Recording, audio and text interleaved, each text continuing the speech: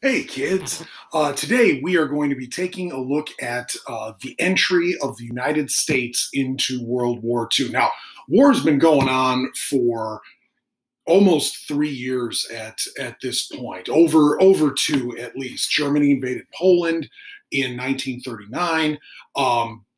Then Germany conquered France in 1940, as well as Norway, uh, Belgium, the Netherlands, all kind of around the same time. You had the Battle of Britain in the summer of 1940, and then in the summer of 1941, you had the German invasion of the Soviet Union. So, Germany was very much on the march. Now, in the case of Japan, they had been invading the nation of China throughout the 1930s, going way back to 1931. So fighting for them was nothing new as well. But they realized that they were coming into conflict with the United States more and more. And as we're going to read here in just a moment, they realized also that their chances of winning a long war against the United States were pretty slim. So they opted to do what they did in the attack on Pearl Harbor. So let's take a look at this, and if you could, please follow along while I read. World War II, the war in the Pacific, the quick strike. Japan invaded China in 1931. Through the 1930s, the Japanese pushed further into China. This poisoned relations with the United States, who objected to the invasion. Japan's leaders knew that if they continued their war in China, it would eventually mean war with the Americans. They knew of the USA's ability to outproduce Japanese industry. To protest the Japanese invasion of China, the USA placed an embargo on Japan, which meant Japan could no longer buy raw materials such as oil and steel from the USA. And here you see a photo of a Chinese child following a Japanese bombing during the 1930s. This was on the cover of Life magazine. Really gave a voice to, or at least an image to, what a lot of people hadn't really paid too much attention to for a long time that had been going on, but it was someplace else. So we had the Depression going on, so people weren't worried. But you see a picture of a baby in this type of situation, and it makes you understand kind of, this is what's going on these other places. The Japanese knew they could never win a long war against the United States. They also knew they could not produce enough weapons without American oil and steel. Their only hope was to get those materials in China. To do that, they had to keep the USA from helping the Chinese. Japan decided to try to destroy the US Pacific Fleet at Pearl Harbor, Hawaii, with a sneak attack. Target: Pearl Harbor. U.S. Navy intelligence expected an attack from Japan very soon. Nobody knew where it would come, though. Many figured it would come in the Philippines, which was not far from Japan and would be very hard for the U.S. to defend. Nobody expected the Japanese to be able to get to Hawaii undetected. The Japanese Navy circled north of the Hawaiian Islands to avoid being spotted by the U.S. Navy. The attack was a complete surprise to U.S. personnel defending Pearl Harbor. Using 2 attack waves, the Japanese strike force bombed the military installations in Hawaii. Most American planes were parked in rows in the middle of the airfields on the Hawaiian island of Oahu, where American pilots were enjoying a lazy Sunday morning on December 7th, 1941. The Japanese easily destroyed most of the planes needed to defend Pearl Harbor on the ground in the attack's first few minutes. And there you see planes revving up to leave the Shikoku in the attack on Pearl Harbor. While destroying the airfields, other Japanese planes attacked Battleship Row in the harbor itself. The dive bombers and torpedo planes inflicted a terrible toll on the U.S. Navy. The battleships Utah, Oklahoma, Nevada, and Arizona, as well as dozens of smaller craft, were sunk. The Arizona was struck about 10 minutes after the first alarm sounded. A Japanese bomb penetrated the front part of the ship and exploded in the ammunition storage. Almost 1,200 sailors from a crew of 1,400 died from the sinking. Almost half of the 2,400 sailors, Marines, and soldiers who died in the entire attack were aboard the Arizona.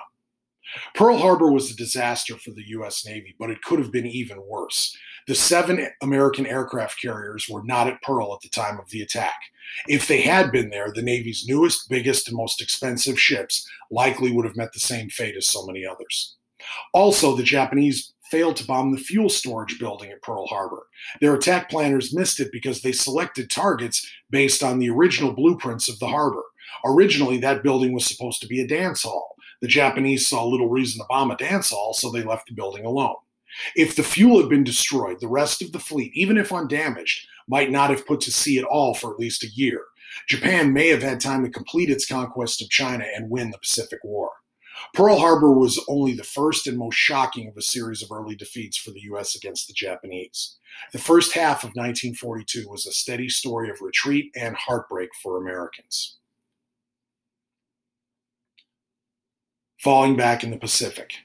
The same day they attacked Pearl Harbor, the Japanese also invaded the Philippines. The Far Eastern Islands were an American possession since the Spanish-American War in the late 1800s, but were set to become independent in 1946.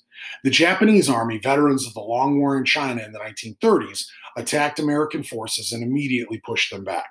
American and Filipino soldiers fought bravely, but were outnumbered and outgunned. There was no hope of any help coming from the USA because the Pacific Fleet was almost destroyed. American forces retreated into the Bataan Peninsula. Starving as well as sick from dysentery and malaria, the Bataan garrison fought on, doing their duty even though all hope for them was lost. Finally, on May 6, 1942, the defenders surrendered.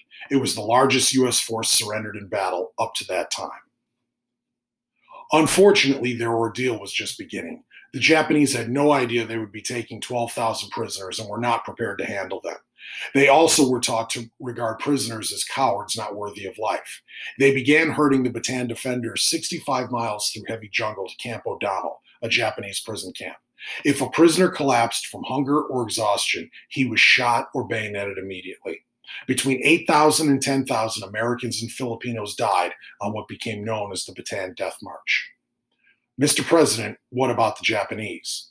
In early 1942, American fear and hatred of the Japanese was at an all-time high.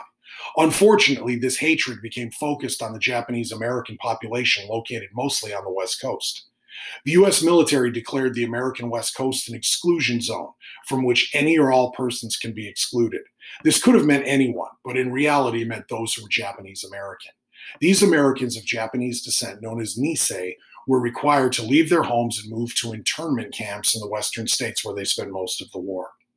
With very few exceptions, the Nisei were loyal Americans who did not deserve to lose their homes, businesses, and family lives. Many served in the U.S. military, fighting in Europe against Nazi Germany.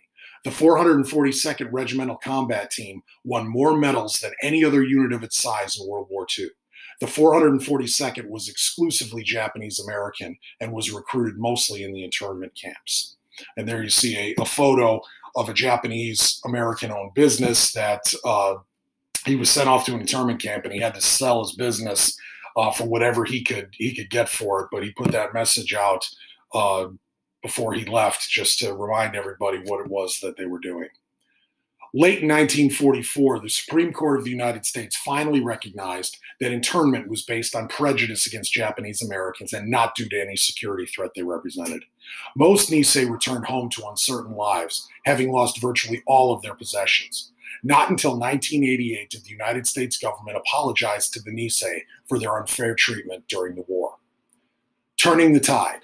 Slowly, the United States began to recover from the early defeats of 1941 and 1942. The U.S. Marines became world famous when they triumphed in a savage battle on the island of Guadalcanal, while the U.S.